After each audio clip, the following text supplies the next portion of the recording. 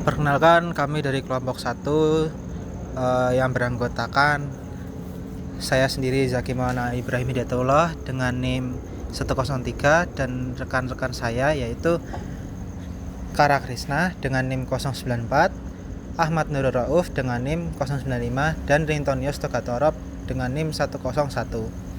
Di sini kami akan menjelaskan langkah-langkah dan hasil dari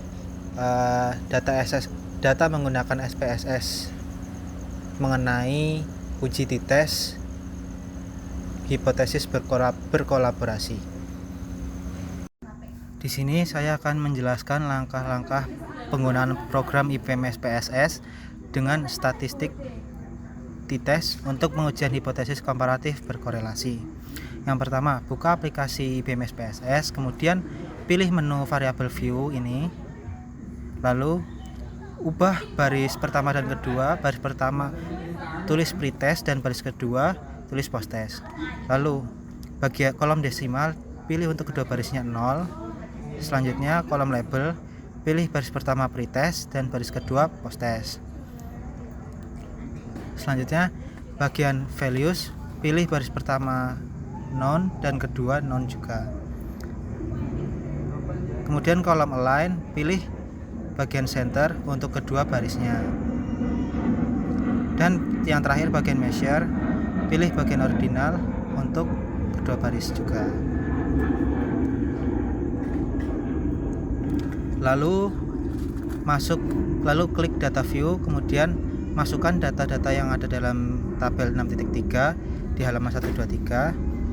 Setelah dimasukkan datanya, pilih menu analyze, lalu compare means, klik bagian batch sample t-test. Setelah muncul tabel seperti ini, klik pretest untuk variabel pertama dan posttest untuk variabel kedua. Selanjutnya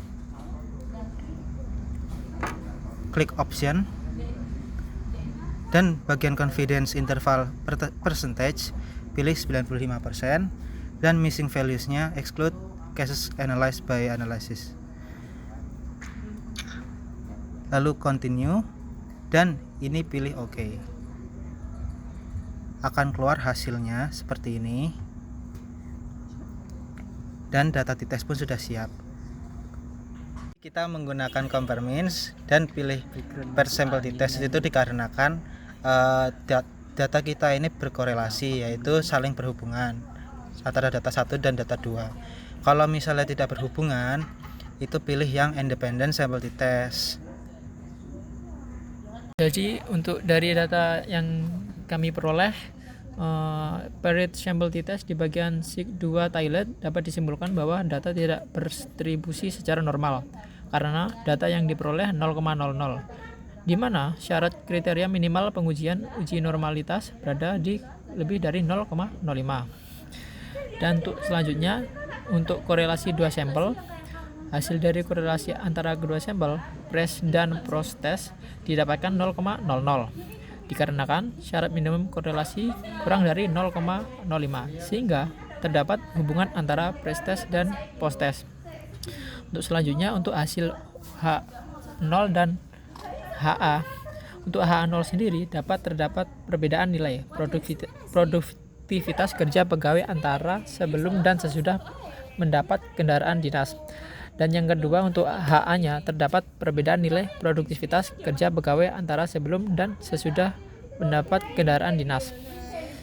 Jadi untuk kesimpulan dari semua data kami ini, dengan kriteria minimum uji pretest sample test yaitu lebih dari 0,05 untuk data korelasi, jika data pre-sample t-test memenuhi kriteria tersebut, maka data distribusi secara normal.